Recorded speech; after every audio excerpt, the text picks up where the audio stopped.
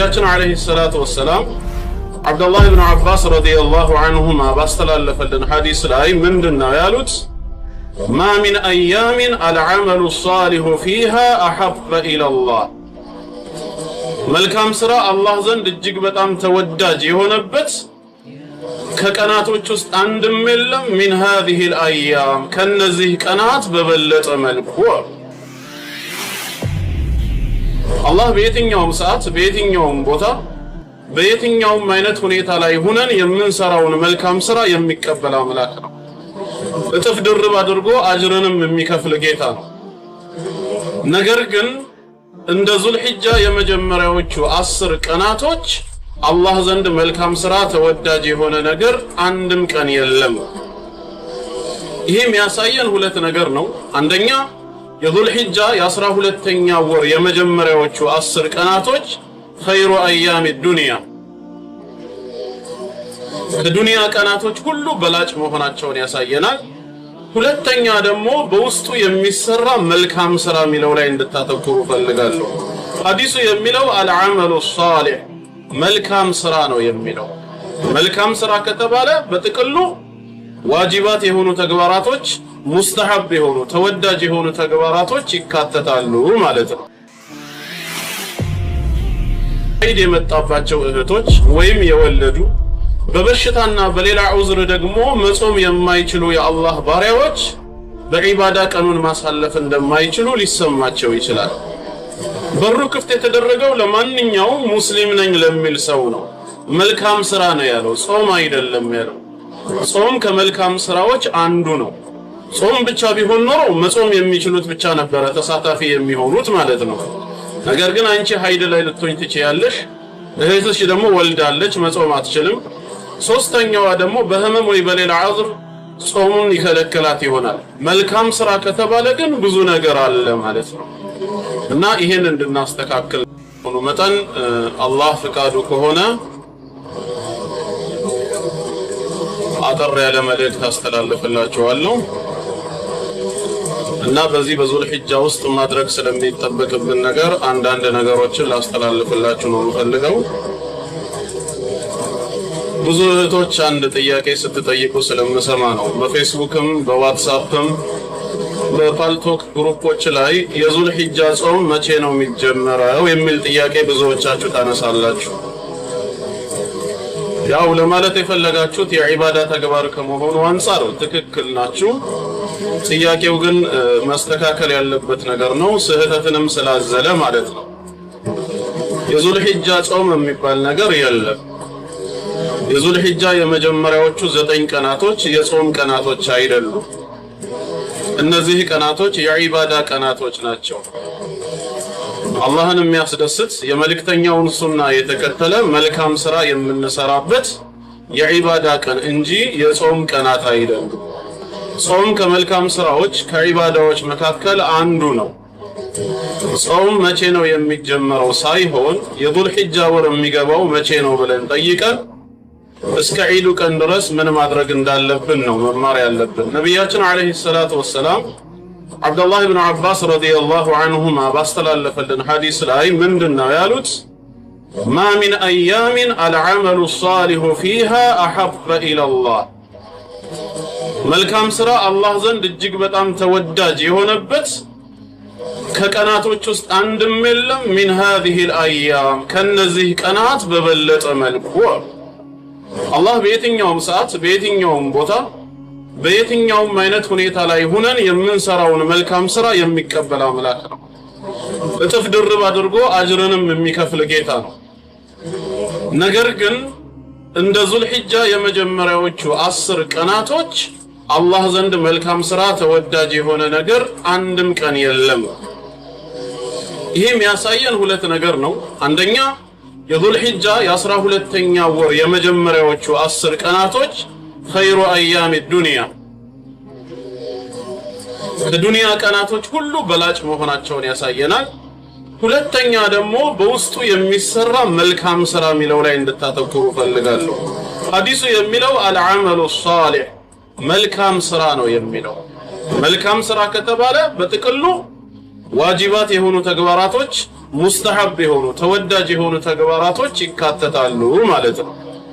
አሁን ይሄንን የምልበት ምክንያቱ ለምን እንደሆነ ታውቃላችሁ እህቶች?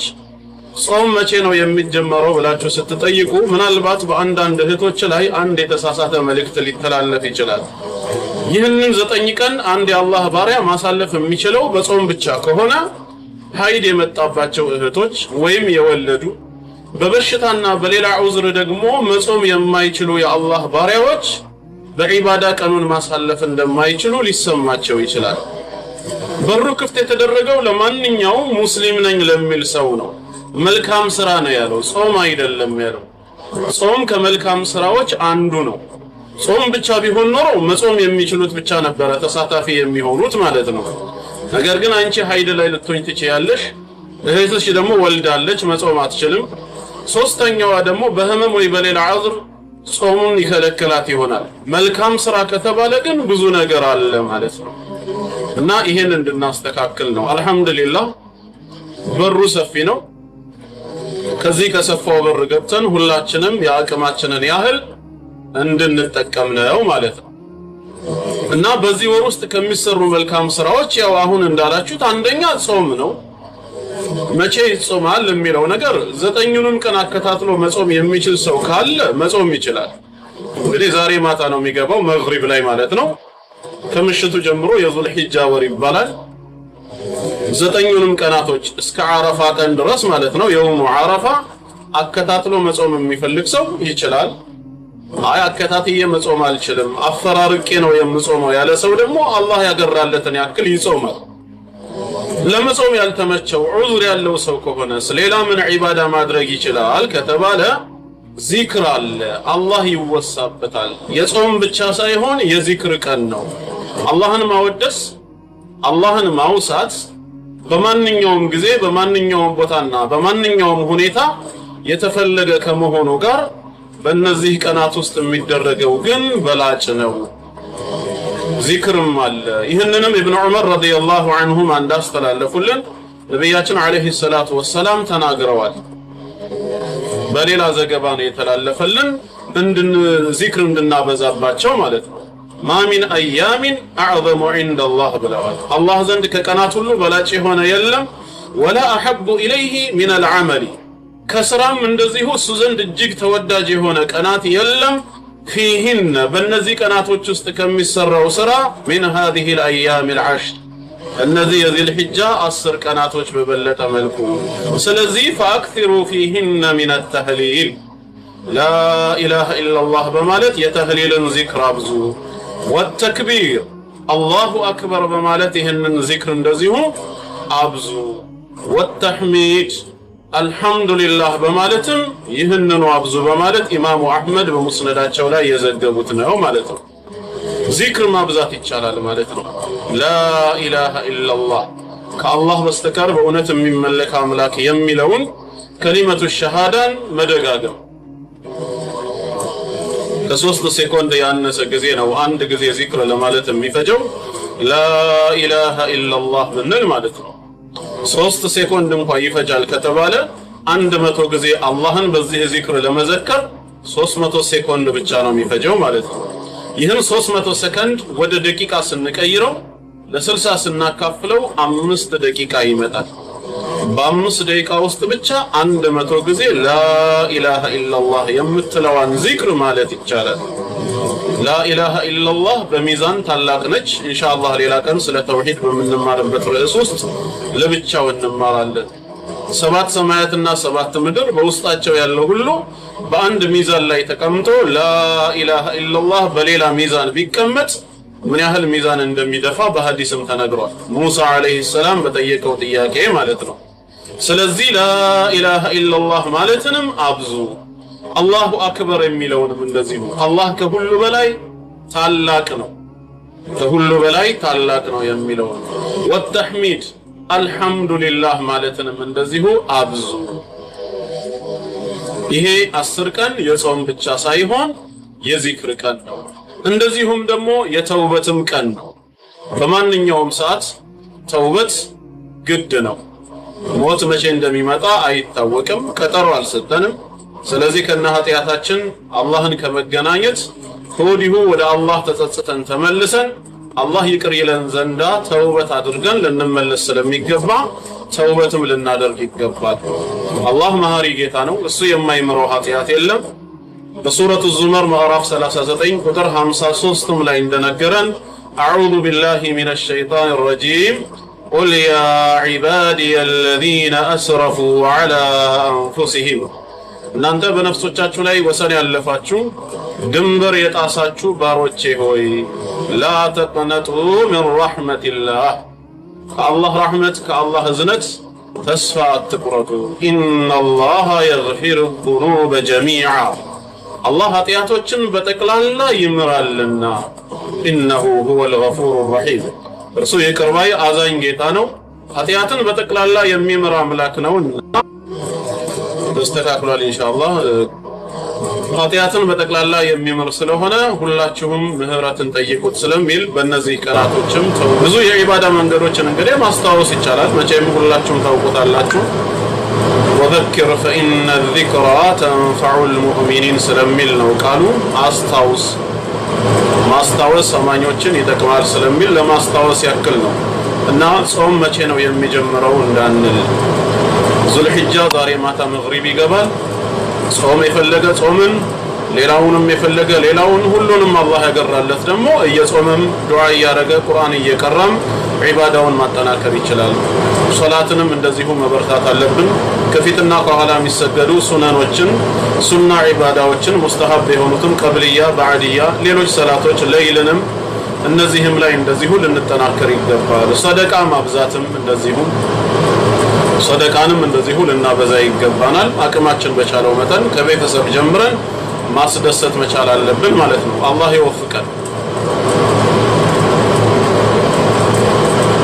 አንድ ሌላ ልጨምርላችሁና እንግዲህ ያው ዛሬ የመጀመሪያ ስለሆነ በዚሁ እሰናበታችኋለሁ። እርድን በተመለከተ ማለት ነው። እርድን የነየታችሁ ወንድምና እህቶች ካላችሁ ለማረድ ማለት ነው። እዚህ ጋር ምናልባት ኡስታዞቻችን በደንብ አብራርተው ነግረውናል። ግራ የሚገባችሁ ትኖራላችሁ ብዬ አላስብም። ምናልባት ካለንም እግረ መንገድ ይብራራልናል። እርድ የምታርዱ ማለት በቀጥታ በእጃችሁ ቢላ ስላችሁ እርዱን የምታከናውኑ ማለት አይደለም።